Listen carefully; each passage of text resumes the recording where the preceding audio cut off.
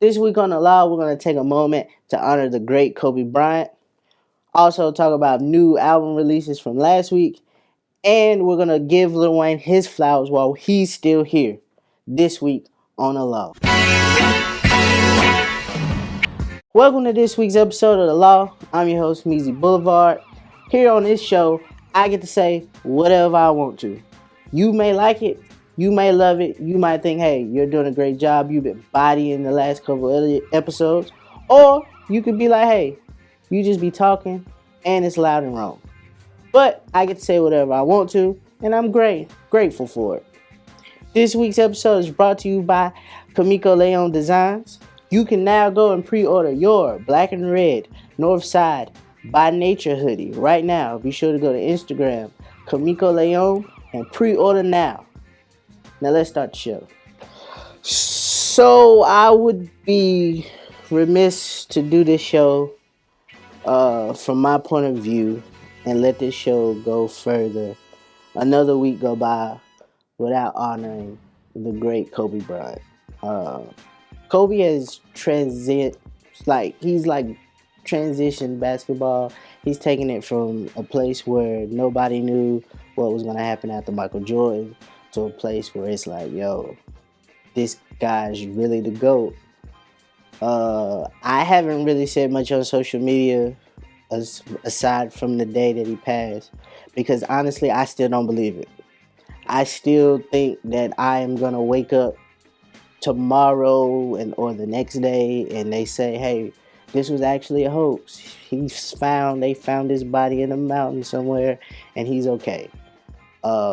It's still unbelievable for me. I can't understand, bro. Like being 28 and like falling in love with basketball after Michael Jordan because you see Michael Jordan, you appreciate what Michael Jordan did, but I was 4, 5.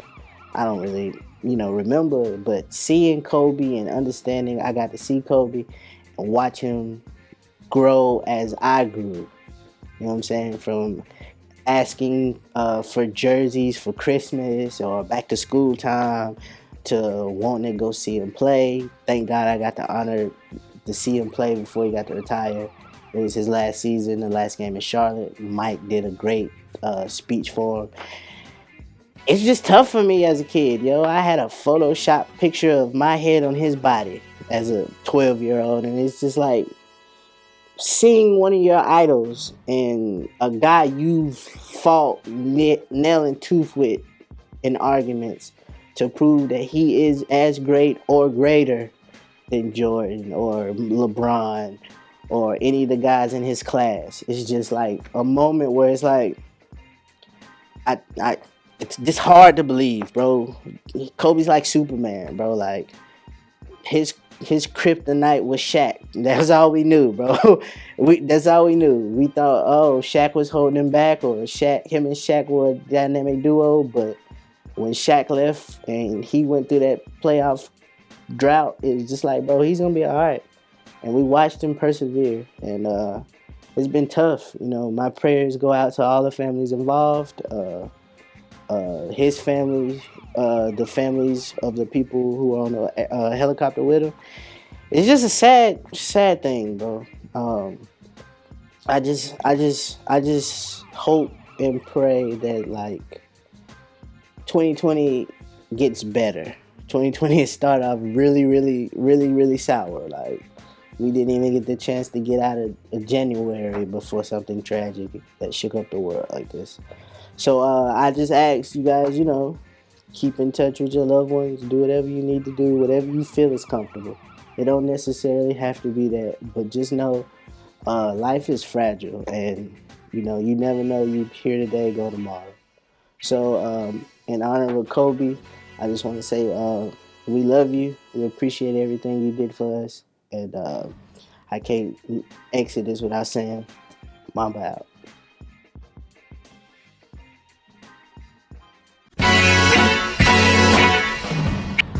So let's transition into a brighter note. I came in here, I think, last episode, and I was pretty down. As you can see, I don't think the weather changed, but my attitude did. I said that there was no music. and I was trying to figure out where was the music. Nobody could tell me. Nothing happened. There was no different.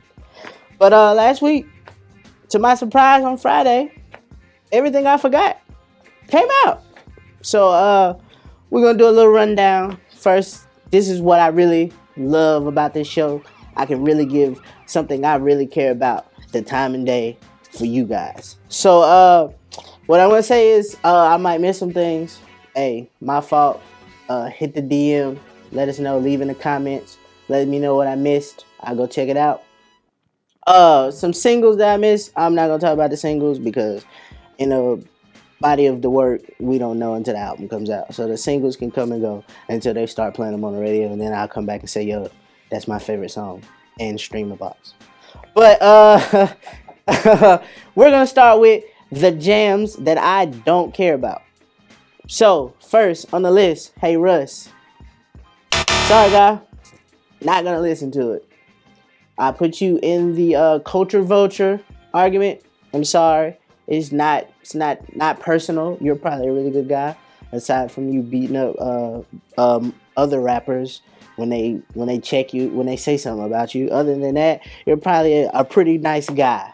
But I'm just not gonna check this out. There's not enough Benny the Butcher features on this album that you put Benny the Butcher, a hardcore street rapper, on a love song. I'm not listening to this album, Russ. I'm sorry. Couldn't do it. Sorry. K Michelle. Love you. Gorgeous woman. Voice of an angel.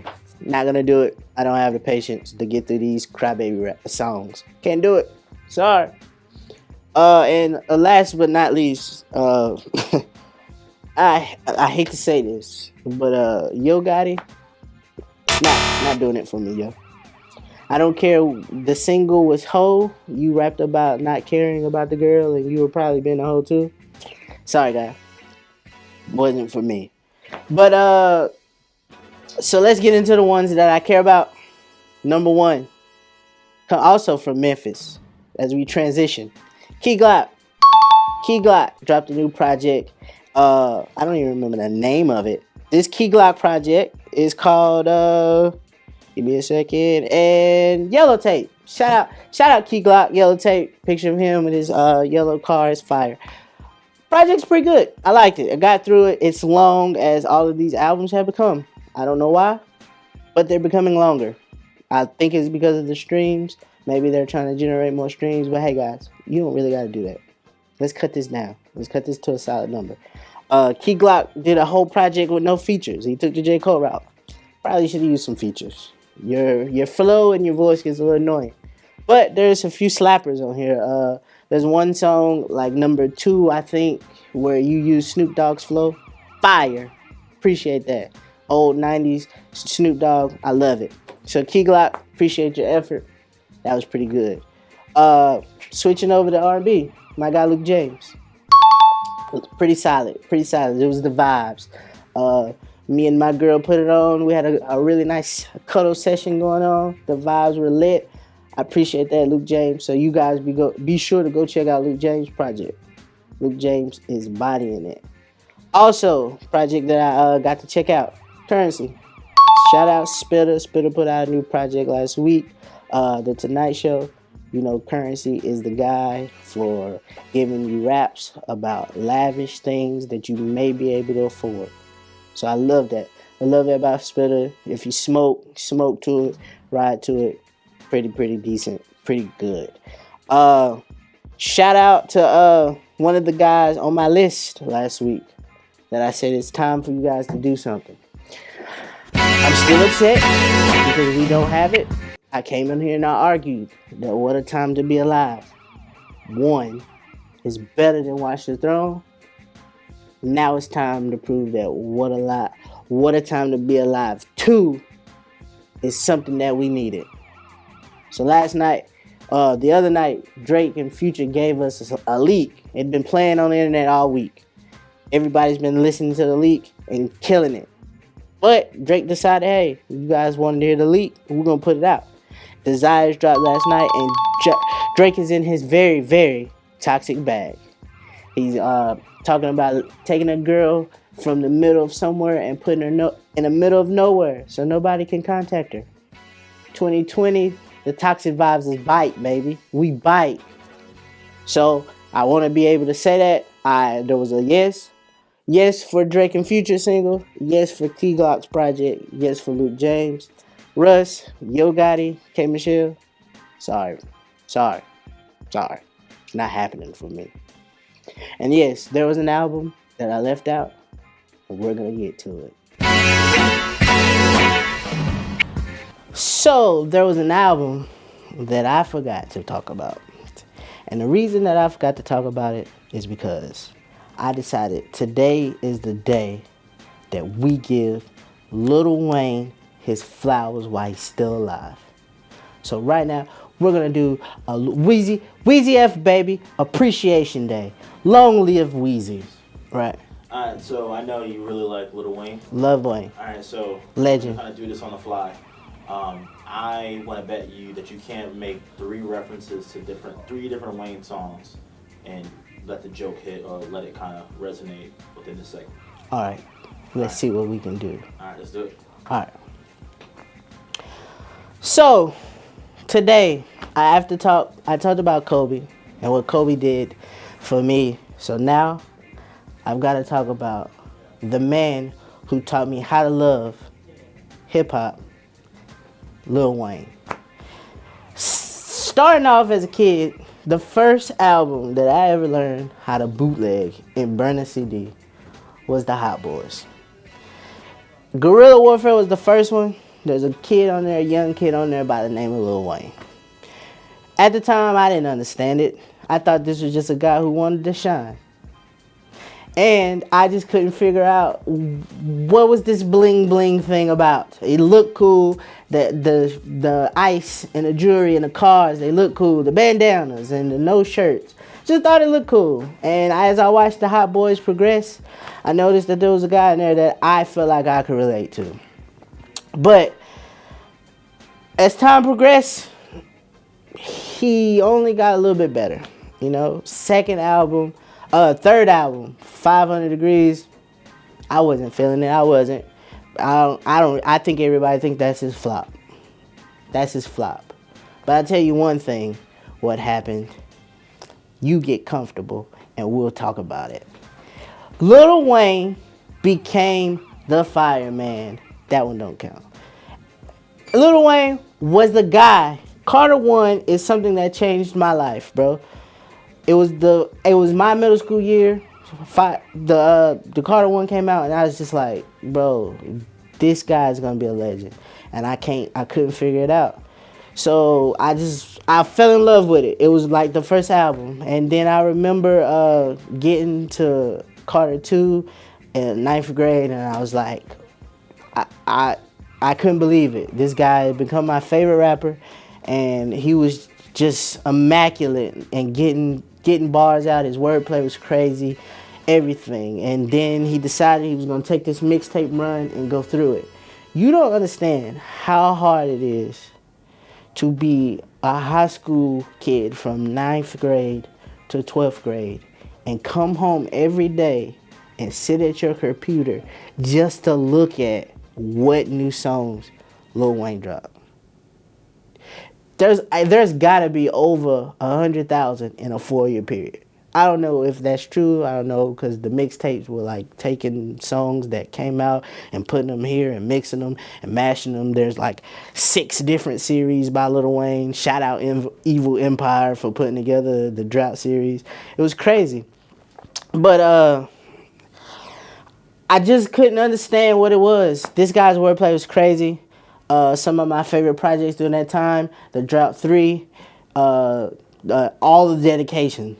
All of the dedications, we need one more, Wayne. If you happen to see this, Dedication 7, we need that. Just give it to us. You can end it there. Shout out Drama. Even this was at a time he saved Drama's life. You know what I'm saying? But I just was amazed of him. He got to Carter 3. This guy blows up. I just couldn't fathom what he was doing. And it's just like, I was like, oh my God, this guy's rich as fuck. And so I just was like, yo, this guy is really the GOAT. He sold 1 million in a week. We'd only seen that maybe twice before he done it, and he ended up doing two times. So then everybody's like, oh my God, what's he gonna do next? And he starts Young Money. And Young Money starts off a little slow. It's just like him and his guys. Shout out Spitter, I talked about him earlier, a legend in himself. But it didn't work out, so it was looking real choppy. And then I remember hearing this guy rap on this song called Ransom, and his name was Drake. And they said he's next, and I was like, all right, he signed to Cash Money, some light skinned Canadian guy that used to be on Degrassi. Maybe he's nice. Heard him on Ransom, is great. Drought 3 comes out, there's a girl on there spitting. Name's Nicki Minaj, and then I'm like, oh God, this is really great. So then we got to see Wayne play CEO. He may be one of the only artists turned CEOs who was able to take a step back, let his artist shine in front of him, bro. He just got off selling 1 million records in a week, and he went straight into that. He pivoted into that, and it's just like, what more can Wayne do? We watched Wayne stop being the biggest rapper in the world and learn to play guitar and make a rock album and get a hit. We don't really like that album. I'm not gonna lie to you. It was probably trash. Rebirth may be bad. It's really bad. I'm gonna say it's bad. But the fact that he had the courage to change the landscape is amazing. He went on to then, go to jail, unfortunately get locked up, and Drake and Nicki took the reins and ran. And we waited for him to come out. I think he was only locked up for a year, and we waited, hand and foot, waiting on him. Some would say 6 foot, 7 foot. But it was one of those things where it's like, this guy is the greatest rapper. He said it first. He made Hove question himself. When Hove heard him do Show Me What You Got, his freestyle of that, Hove had to take a look in the mirror. He said it himself, that he had to stop and think, was he still good at this? So I don't care what you got to say about Lil Wayne now. It's been 10 years since, it's 2020, so it's been 10 years since 2010. Lil Wayne glory years have been gone. He doesn't rap the same anymore. He's been rapping the same way since he got out of jail. But here's the thing. Lil Wayne is a guy who can put in the work. He's still rapping at a really high level. I don't care if you complain and say, hey, Lil Wayne doesn't rap about nothing no more. It's always pussy, money, and this. So what, bro? You gotta understand, Lil Wayne has been rich for a really long time. Since a kid, like 14. He's been rapping since a kid, since 14. His life got to a very high point, a very pinnacle point, and then it just stopped because he made it. So whatever you got to say about Wayne and his raps now with this new album, The Funeral, which I enjoy a lot. I enjoy this album a lot. I don't care. The only issue I really got with it is it's really long. And I don't think the circle around him, one, lets him go out, or he wants to go out. I think they need to let him go out and let him. He said he doesn't know any of these new artists. I think Wayne needs to collaborate more with them, aside from sending a verse here and then sending it back. So I think he needs to get outside more. I also think, I just think they should not try to play these streaming rules. The album came out on YouTube Music first, and then it disappeared, and then it came out at 3 a.m. Eastern time. It's like, Lil Wayne doesn't have to play the streaming rules. Lil Wayne's going to do what he's going to do. I understand it's about money, but whatever. And also, I just think his flow is there, bro. He still can rap. So that's not even a question. Lil Wayne can still do that. It's some small things that here he needs better beats. All of these beats sound like when you go to YouTube and type blank ass beats, type beats, Drake type beats, Lil Uzi type beats. They just sound like that. So if Lil Wayne could like get in with like producers or take better beats, I think Lil Wayne could make a huge comeback in the eyes of popular opinion. I think he still got it. I think he's still one of the best rappers alive, in my opinion. Shout out to 2 Chainz for saving him when he couldn't release music due to that contract situation with Cash Money. He was still rapping at a high level then. I think he's still rapping at a high level now. And I just want to tell you, Lil Wayne, no matter what you do, Dr. Carter, Mr. Phone Home, whatever, you're the guy. You're the greatest. You're the best rapper alive. Still, to this day. I have one thing when everybody asks me who's my favorite rapper, and I say this the exact same way every time. Hove, Jay-Z is the best rapper I ever heard. Lil Wayne is the best rapper I ever saw, and Drake is my personal favorite. Y'all can debate that in the comments all you want to, but that's how I feel. Ho's the best rapper I ever heard. Lil Wayne's the best rapper I ever saw because I lived it, and Drake's just my personal favorite. So Lil Wayne, I don't have a double cup, but if I did, I would like to double cup salute you and tell you, hey, my guy, we appreciate you, we love you, and thank you for all the memories, musical memories that you gave us. Yeah, so I got like 6 in there, bro. I at least got Rich as Fuck. I started with Shine, got Comfortable. That was 3 there. Then I just randomly just started naming things in there. My 6'7" reference is really good, and you gotta leave that in there. It's really good. All right, I guess that's cool. I'm hating. So that's been this week's episode of The Law. Before I get out of here, I'd love to say, one more time I got to say rest in peace to Kobe Bryant, Kobe Bean Bryant. You've been an inspiration to us.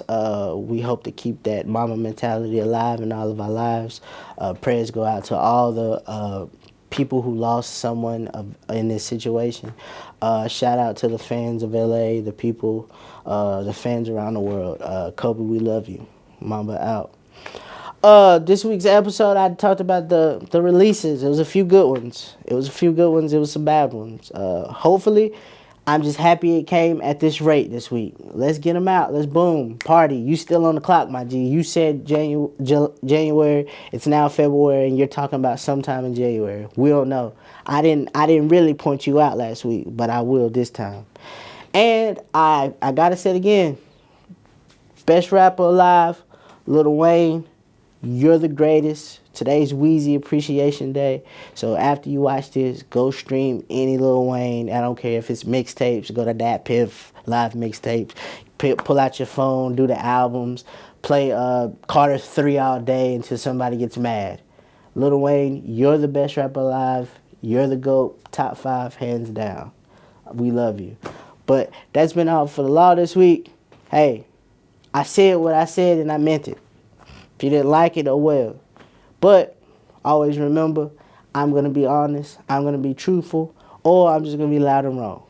So I'm your host, Meezy Blvd, and you've got the law.